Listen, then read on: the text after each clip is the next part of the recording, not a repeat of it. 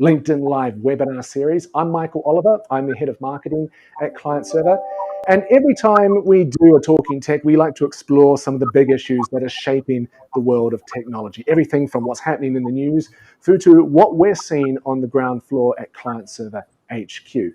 And this is a really great way for us to kind of get in touch with the people that we want to get in touch with. So if you're a person who's looking for a job, or you're thinking about looking for a job, or you're a business that's looking to work with a recruitment partner, this is a way to kind of explore that and kind of get the good word out as well.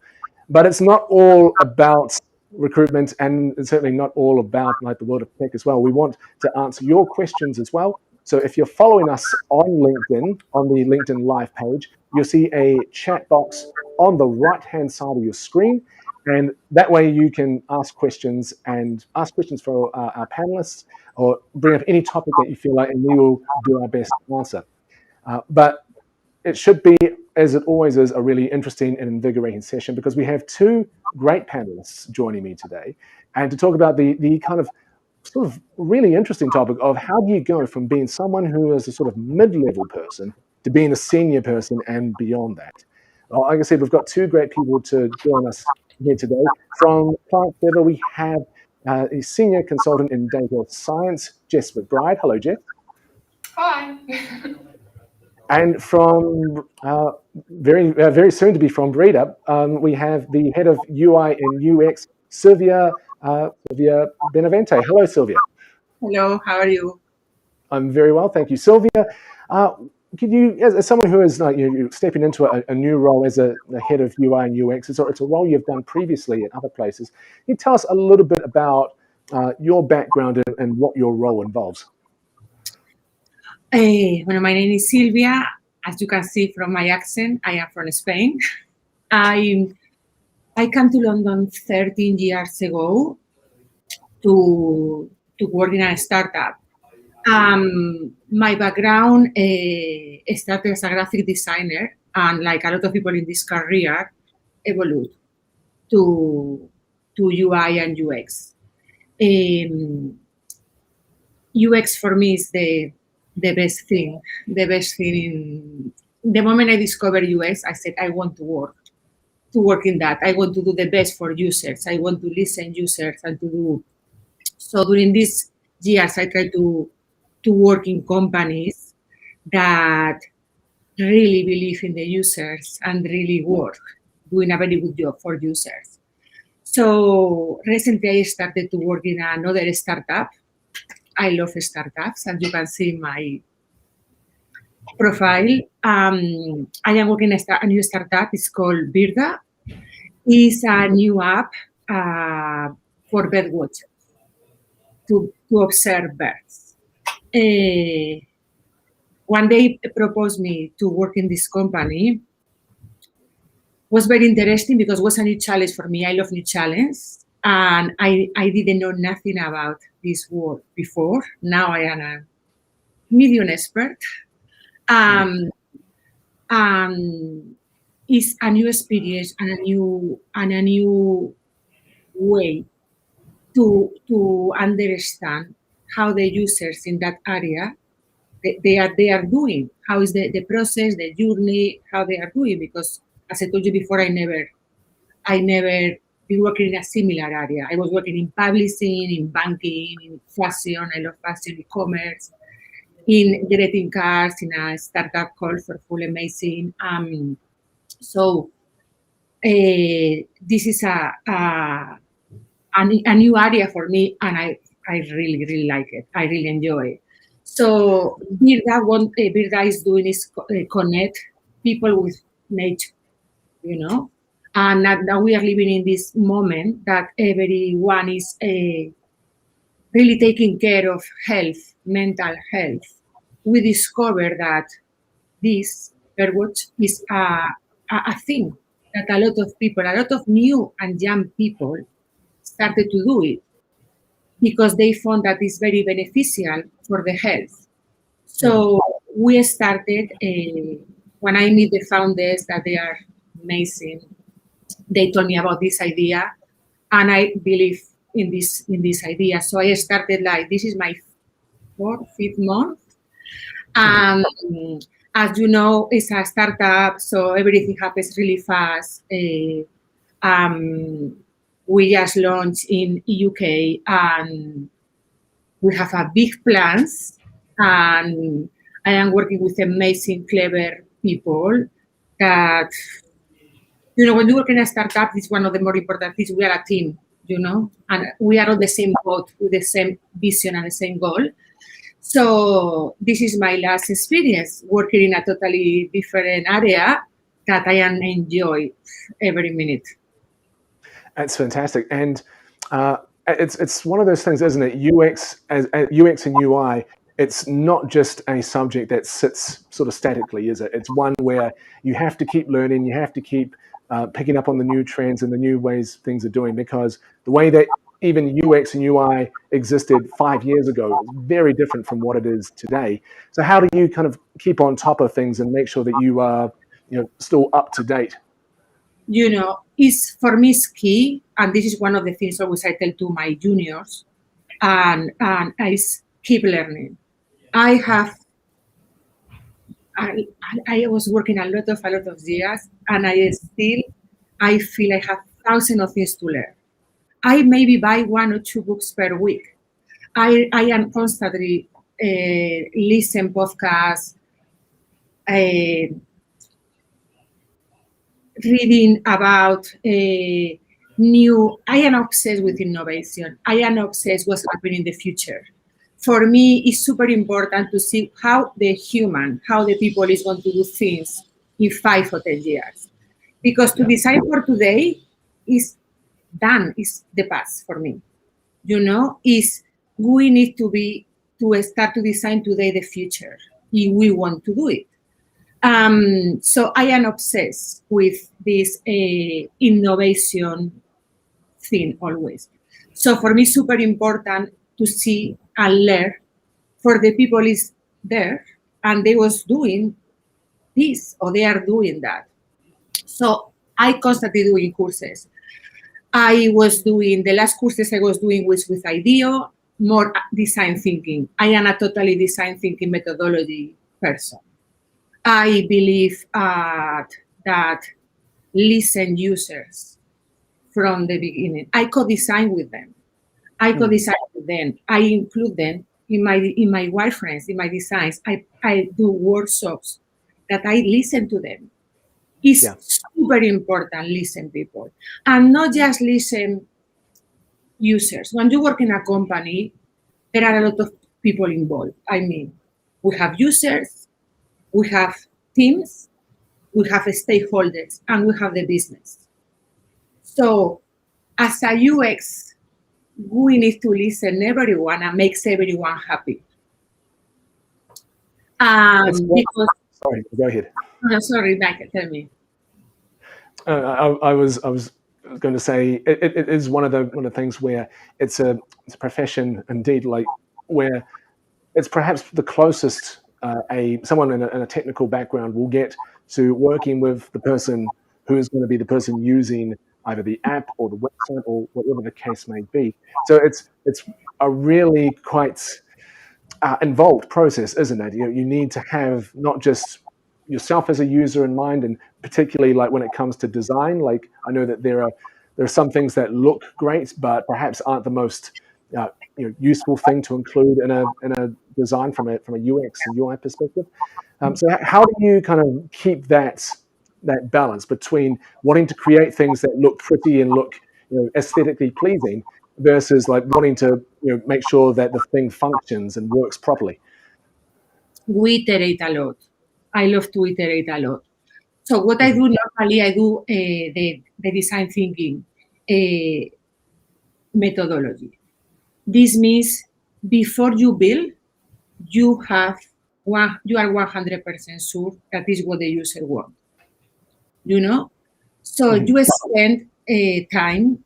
Sometimes depends on the project. I spend months doing workshop with 300 or 400 people during weeks and weeks. I put them during 3 hours in a room with no mobile, no phones, no desktop, just designing, thinking, playing games like a child, and to put them in a mental level that I get what I need. And when I discovered that methodology, the benefits you can get is amazing. So I try to do research. I find my personas. I put in companies that find me these personas that I need. That I love to mix always people that they know about the app I am designing, the business, or people that they don't know nothing. I think it's very important to mix and mix different age. Always I said, if my grandmother can use this app, it's working. Yeah, Is absolutely. I love to make simple things. For I am obsessed with time. Obsessed with Yeah. time. So I am doing this. We are doing this workshop, and at the end of these workshops, they are telling me what is the flow they want. So I normally prepare a presentation, and I have a meeting with the stakeholders, and I tell them, look, this is what from 300 people, 295 they want this. And in that, the company has to take a decision. Like, okay, if the company listens and say, okay, if everyone is telling me I want that, let's do that. So when you build that, normally and if no, there are technical things, or we can iterate. And I meet with the users again, or I send them a link and prototype. Listen again. I record everything, and at the end we have the perfect flow. Because if you only design based on data, you are late. I mean, the data is the past, is what's happened. So you see numbers, but you see that users doing this, but you don't know if they like it or they are doing because they have to, Yeah. So for that, I think it's important to do a mix. Design with them, build, launch, and see the data. And see what's happening. Absolutely, I agree completely. I'm going to bring Jess in now. And speaking of data, Jess, you spend all day, every day ensconced in the world of data science as one of our senior consultants in the data science area. The last few months, from a recruitment point of view, have just been crazy, hasn't it? So, can you kind of give us a sense of just what has the market been like from a recruitment point of view? In a word, mental. I would say it's been really, really busy. I was actually speaking to someone yesterday about like why is that and what, from our perspective, is the reason. I think it's like a mixture between the world just going absolutely insane in terms of technology. Like so many different businesses are realizing that they can get such great insights from data. They can use technology in a way that we haven't been able to before. Every day new things are being invented. So that on one hand is obviously going upwards and upwards every day. But then you're also seeing a backlog of hires from COVID where companies haven't been able to grow, and now everyone's confident in the market, confident in investments. Everything's just going crazy. So it's a really exciting time for anyone that wants to get a new role, but also it's very competitive from a client perspective, and also for someone that's actually wanting to change jobs, because there is that competition. What are some of the things that candidates are telling you when you're talking to a candidate on the phone and they say things like, I've got 3 or 4 interviews on the go, and I'm weighing up all kinds of options. What sort of things are you kind of hearing from them? In terms of which one they're choosing, sort of thing, or yeah, like what are candidates kind of thinking about? What are sort of the things that are making them interested in one job over the other, considering that everyone's so hungry to hire and there's such an enthusiasm for picking up people? What are the kind of things that candidates are thinking are important in their job search? Yeah, I think just that innovation, like Sylvia is saying, because technology is moving quickly, you want to know that you're joining a company that is reflect that and is giving you the opportunity to learn. Like, you don't want to join a company, work there for a year, and then get to the ceiling of the growth that you can have. You want to have loads of opportunity to expand yourself, you know, work on different projects, work on brand new products and things like that. So I think it's really important that companies understand that people need that opportunity. And yeah, just kind of reflecting what the market is saying, really.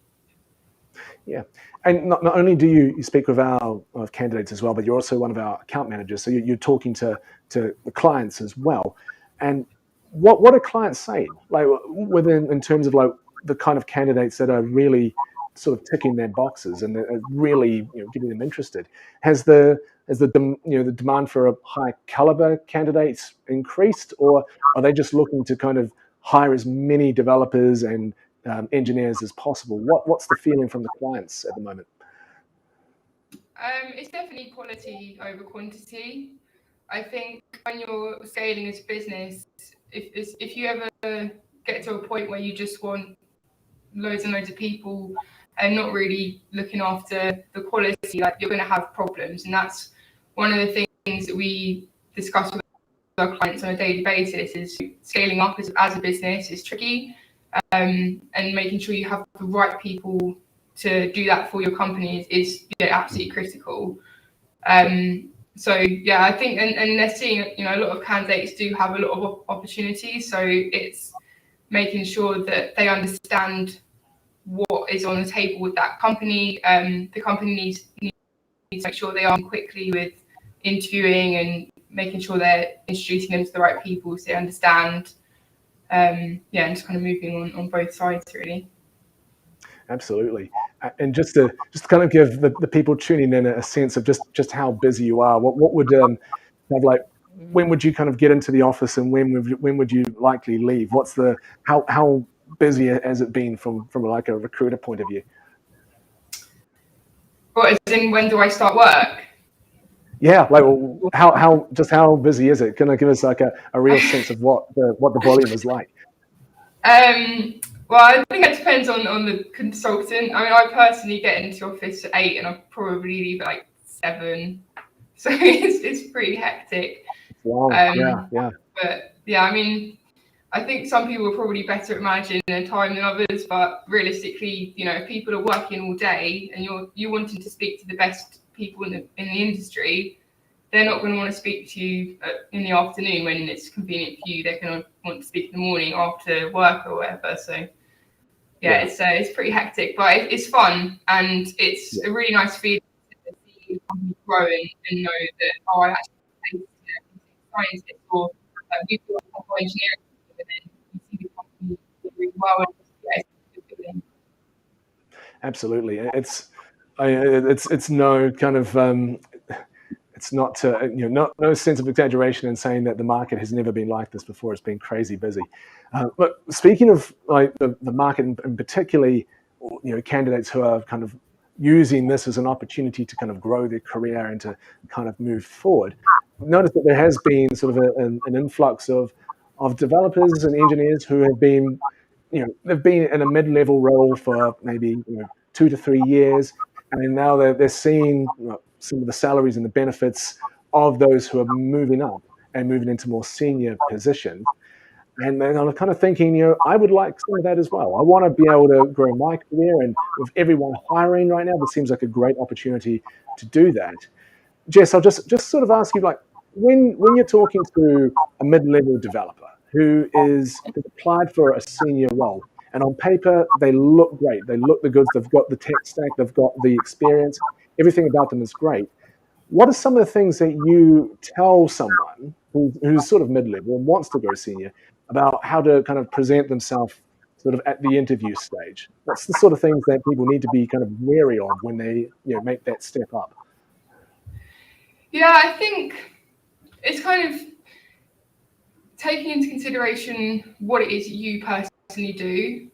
It's very easy to go into an interview and kind of not really prepare properly, just sort of go in, like think, oh, I know what I'm talking about. And then when you're asked about the specific project you work on, you take a few moments to try, oh, yeah, what did I work on last year?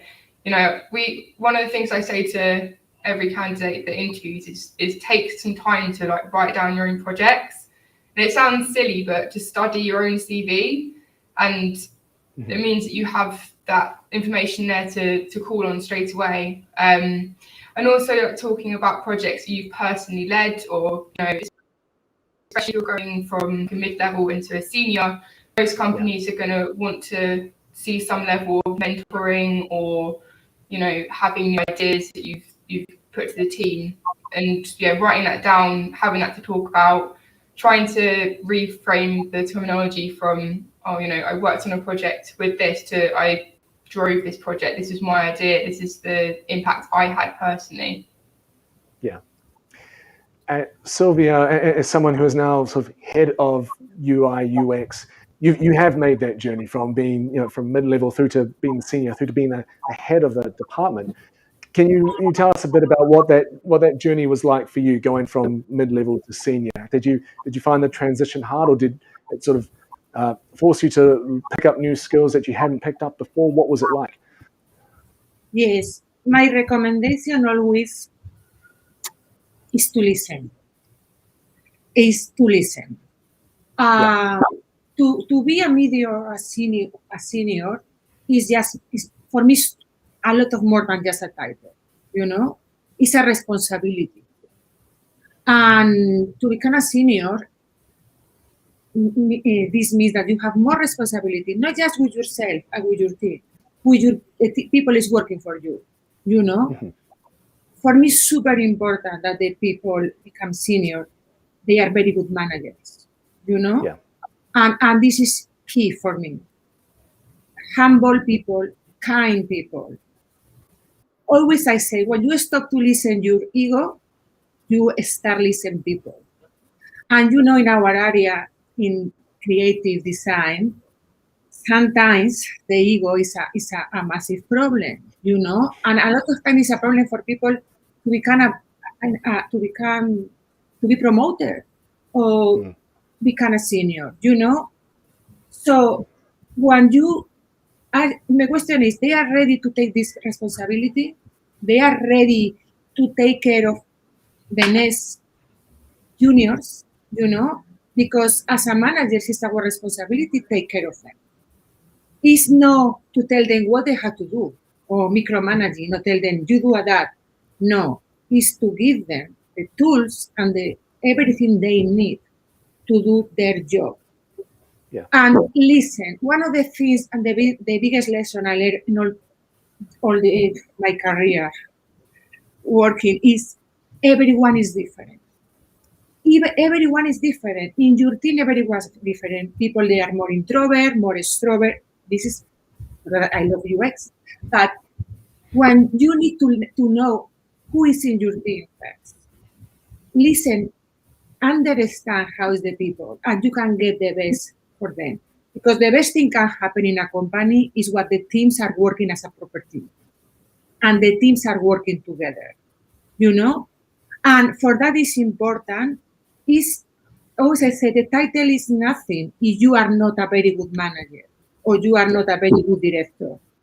If your personal achievement is more important than your team, And so it's not just to have the title. It's I am ready to take care of people. I am ready to take care that level of the business is going to require for because you are working in a company and this company needs to make money. Or that we are working in companies, And so my advice always is be humble, be kind, and listen. Listen, keep learning, always be learning and listen. And ask why. I ask thousands of questions. You ask, my companies I was working, I asked why we are doing that, why, or why they use it, because is until you don't answer, you don't have all the answers. If you don't answer why you are doing that, what is the vision, what is the purpose of doing that, you can design. And so in my area, my recommendation to people is everyone can learn, can use Photoshop on Illustrator, Figma, or Sketch. But everyone can be a nice person. Yeah. I want to work with nice people. I want to work with really people is good. And the people can learn tools, the people can learn things, but if super important from you are in the moment that you are start your career, you are a junior, you have to learn yourself to be a nice person, not just with yourself first and with the rest of the people around you. And we are working 8 hours or more per day. A company is super important in our lives, So you spend a lot of time with your second family, that is work. So you need to be working in a very nice environment. And this is a work that is a teamwork, and for that, my recommendation is be nice. The titles are great, but it's more important to be nice person. That's one of the things that a lot of people, I feel like, don't kind of appreciate about making that jump from mid-level to senior, is that it's not about being, doing the previous job better. It's about acquiring all of those soft skills and bringing in like a big amount of sort of emotional intelligence as well as sort of the practical work intelligence as well. So when you were kind of making that transition from being sort of mid-level to senior, was that something you found hard, or did it come naturally? Sorry? When you went from being sort of a mid-level person to having that more leadership role, did you find that mentoring side and that helping people along and kind of not just measuring people on, or measuring like more junior designers on their skills, but measuring them on the sort of emotional intelligence and the kindness thing that you mentioned as well? Did you find that transition difficult or easy? One of the things for me super important how the people think. The people I choose for my team when I need to hire people is how they think. When I have interviews looking for the next person for my team, they are coming with amazing portfolios with the final design, and I said, it's great, but I want to see why this happened. I want to see in the moment that you have the idea and you draw in a paper until you submit that. Because in these days, everyone can put colors and fonts. Is why when I design something, every element in my designs, they have a meaning and they have sense. And I want people in my team thinking the same. I mean, when I hire people is I see potential. Maybe they don't have the best final design, but I see that they can do it. And emotional intelligence and how they think, because they can be amazing putting colors or fonts or that, but they don't know how, if they have to do a change, how adapt that. Because I don't want people in a square. I want people thinking bigger, the big picture. And I love to listen ideas. I never am going to tell a junior that you have to do that or that. If you hire these people, it's because you like them and you have to give them the freedom to be themselves. If you explain them really good what's happening, if everyone in the team has a clear vision and a clear goal, it's not a problem. And the most important is for me to be emotional intelligent is super important. Empathy is key for me. It's super important to put. I am UX. I had to put in the shoes of a lot of people every day. And we are like a psychologist. We are listening to them, how they feel. For that, I love to do workshops with people face to face because I see how they move their hands, their feet, and I ask them how you are doing that. I give them freedom. I think is to have when you have working with juniors, they are adults people, they pay bills, they pay flats. You don't need to be a father or a mother. You need to be with them and help them because maybe they don't know nothing about emotional intelligence or empathy, but you can give them the tools to become that person that you see as a senior they can be one day, Absolutely. And for me, always I hire first nice people, no egos. Egos is not allowed within my teams. Humble people, and people that they feel, feel still in these days when I design something and we have a meeting and now we have an idea, I see my skin feeling, and I have a lot of ideas, but still I love to have this feeling. And I think it's super important to feel the things. And when you are working in UX, UI, you have to feel the things. If you don't have feelings, work in another area because it doesn't have any sense. Absolutely. There's someone on the chat who just said, "Yes, be the senior that you wanted as a junior," and that kind of thing kind of just sums it up, doesn't it? Like you kind of you've got to put yourself in the shoes of the junior team members and think, what kind of person do I wish I had when I was at that stage as a manager and as a mentor?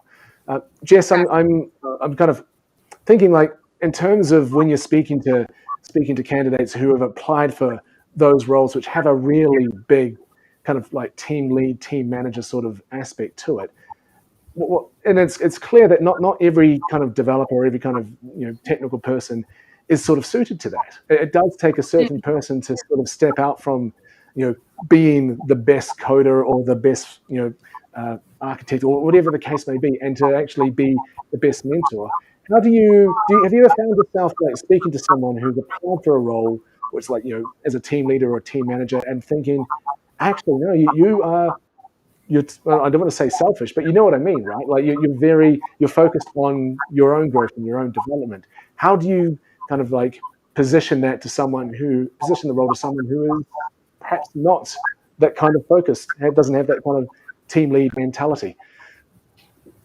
I think it all comes down to like what is someone's motivation, like why are they wanting to be a lead? Like to be honest, most of the positions that we have that are senior, there's quite strict criteria in the sense that they want to see evidence that someone's at least mentored or has stepped up into that leadership role. So in that sense, it's quite easy sometimes to almost whittle that out. But if someone's on the borderline and they really want to be a lead, but not necessarily having all of that experience, my question is, well, why do you want to do that? And then kind of unearth that, because like you said, if you've spent the whole of your career on the tools, as it were, and developing something from the ground up and being really passionate about that, that's awesome. But a lot of leadership positions do require you to step back a bit and help other people get to that level. So yeah, it's just a case of understanding if you're ready to take that step back or not. It's something that you sort of described a little bit about the process we use at client server, where it's not necessarily about kind of fitting people to a role and thinking that's about right. It is about exploring people's motivations and their reasons for wanting to take a role on. Have you ever found yourself in a situation where you're talking to someone who has applied for a role, and it isn't necessarily like a leadership role or sort of a team lead role, but you think, actually, that person's one of the similar things they're talking about, I bet they would be great for this. They've got the skills needed. How do you kind of sort of explore someone's motivations and look to kind of tease out something which perhaps even they're not aware of? I think our approach at client server is very much interview someone generally. Like, yes, for example, someone's applied to a role, but when I speak to them, I say, look, I know you've applied for this, but we have lots of roles here. The role you applied to, you might not even be right for. So we have a more general interview to really unearth their motivations, what their strengths are, what their weaknesses are. And then from that, I'll be able to obviously discuss through the different roles that we have. Sometimes they might not be right for any of them. And, it would be quite easy for me to say, oh yeah, I'll send you to this company, because on paper, you've got the right skills, but I know full well that company isn't the right fit for them. But we have that discussion with them, and once you've actually had that initial call and been able to understand the pure motivations, when another company comes in, I'll be like, oh, I know exactly the right person for this, or It is one of those things, isn't it, where it's about not so much kind of fitting pieces together and being like, well, this guy kind of has this, so he'll fit there. It is about finding something a little bit deeper, and I think that's really kind of what sets client server apart, is that we do kind of explore those areas, and we do find roles that people are interested in, just because we are able to have those kind of conversations. I just wanted to say to everyone who's tuning in on LinkedIn, we want to make this as interactive and as engaging as possible. So if you have any questions for our panelists, for either Jess or Sylvia, please ask them in the chat on the right-hand side of the screen, and we'd be more than happy to kind of explore that. Sylvia, I'm just kind of, as you know, as the audience is kind of thinking of questions, I'm sort of interested in, like, in the world of UX. There's like I said at the beginning, there's so many things, so many kind of different balls up in the air, and things are changing all the time. And as someone who has worked in different companies with different different products and different goals in mind, you still kind of have to maintain that sense of that sort of more intuitive sense of what is good and what is great. So from your perspective, what makes a really good sort of UX UI candidate? When you're looking at potentially looking to bring someone into your team, you've kind of touched on sort of like the emotional intelligence side, but from a skill set perspective as well, what kind of things do you get excited about? I love it. The discovery phase, I love it. The process when the business said, we need to do this or we need to do that, and we start to think about that, and all this process in the moment that we have the first kickoff with the stakeholders, and we start I start to design in paper, and I start to have ideas, and I start to prepare to do the US research. The US research for me is the best part, is when everything starts. And when you start to do this exercise, we do see this workshop, these personas, benchmarking, competitive analysis, and when you start to design with the users, you start to design the wireframes. Yeah. And you prepare the prototypes and you show to the users, and they tell you no, because it's very different sometimes what they say, what they feel. For that, it's very important to feel, because they can tell you, no, I want this, that, I'm doing this. And when you do that and you show them and they start to play around, say, no. So you iterate. So this process is, for me, is the best and the most important in the UX. The UX research. And when you have everything ready and everyone is happy, UI is coming. We are a family. We are all together. I love to involve the developers in my process too. I think the developers need to be part of UX, because they are going to build what we do, and it's better to involve them from the beginning, because they know the limitations. They know what we can do. Oh, this is a great idea. Even I can do this for you, So when they build that, they know everything about this. So we do the refinement, but they know what is happening, and it's more easy. That if you don't involve them from the beginning, you need a lot of time to explain them everything. I love when they listen users too. They have to listen. For example, I use tools like Hotjar. This. Always I send to the developers the links. See the videos. See what the people do.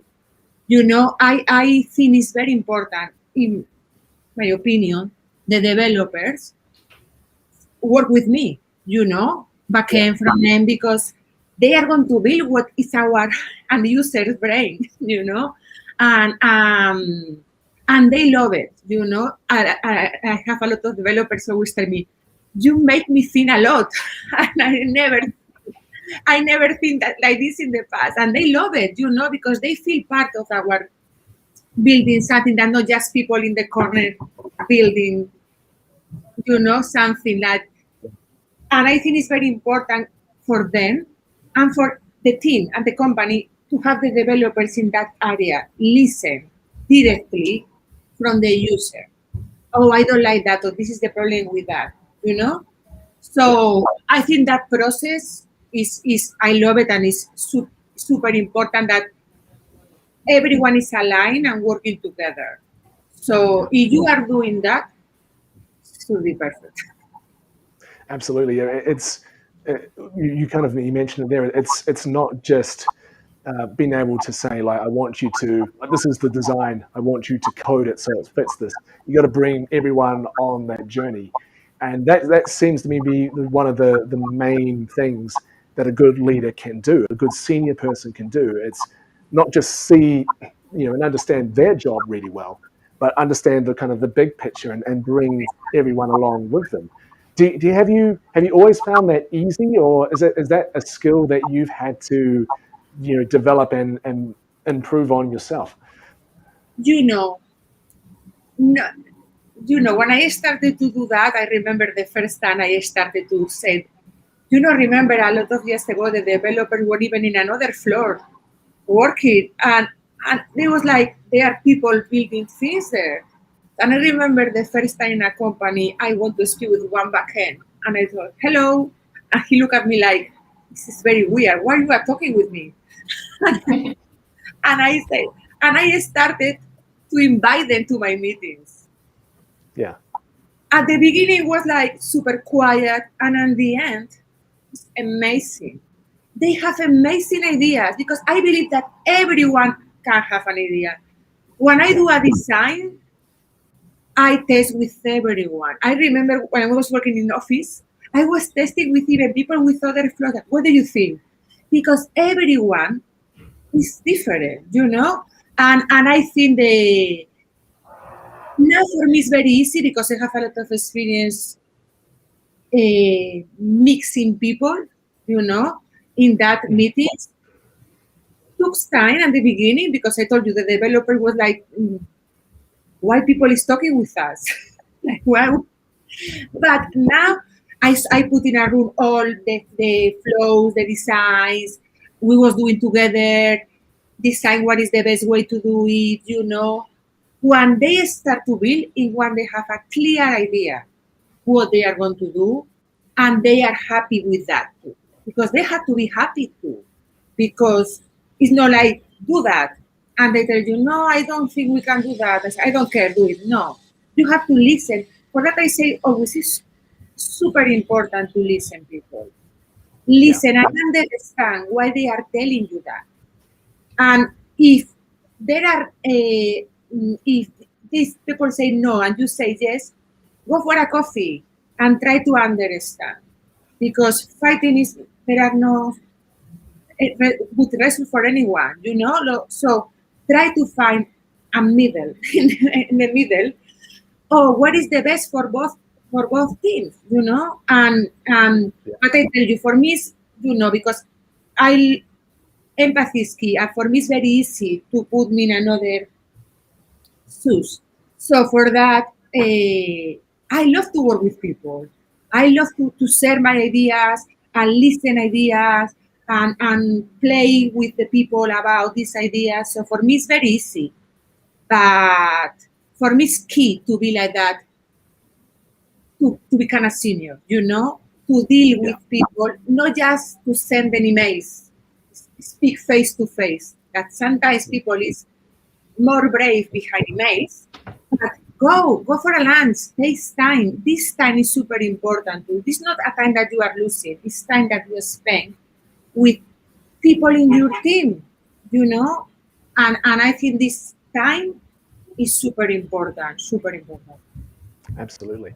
We're sort of coming up close to the end of the episode. So please, if you have any questions for our panelists, now is the time to ask them on the chat there on LinkedIn. We are ready and waiting. Any question at all for the panelists, we are more than happy to answer.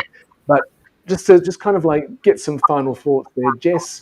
if I was to kind of ask you just for your one top tip for that sort of mid-level developer who is kind of chomping at the bit to become someone senior, to grow their career, take on more responsibility, what would be your top tip for them in terms of preparing an application? I think it starts from before the application.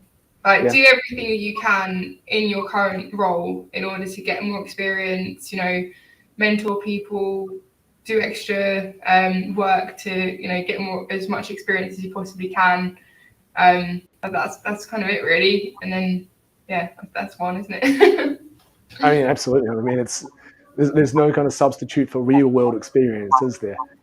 And Sylvia, if you had one piece of advice for someone who was looking to join, maybe not even like a UX UI team, but any kind of team, what one piece of advice would you give for them to improve their application?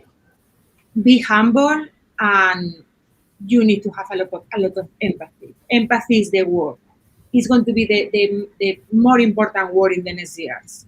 Empathy. It doesn't matter if you are UX, UI, banker, or just empathy is super important. Absolutely.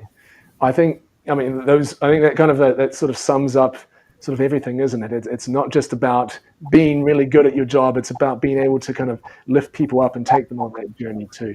I think we are now kind of like we're hard up on the end of the episode. So I just want to say thank you very much to our panelists, to Sylvia and to Jess. It's been a really interesting conversation that kind of encompasses a lot of overlap, particularly UX and UI is one area, data science is another, recruitment is another area, but there's a lot of things and a lot of overlap. And I think a lot of good practical takeaways for any mid-level developer to take on board and to use if they're thinking about moving further forward.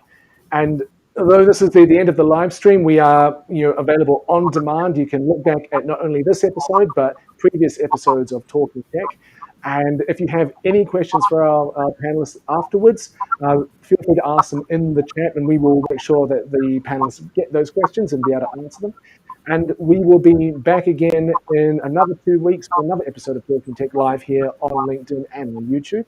So from me, Michael Oliver, client server, and I'd say once again, thank you very much, Jess. Thank you very much, Sylvia. And we'll be in touch again. Tune in next time. Cheers. Thank you. Thank you.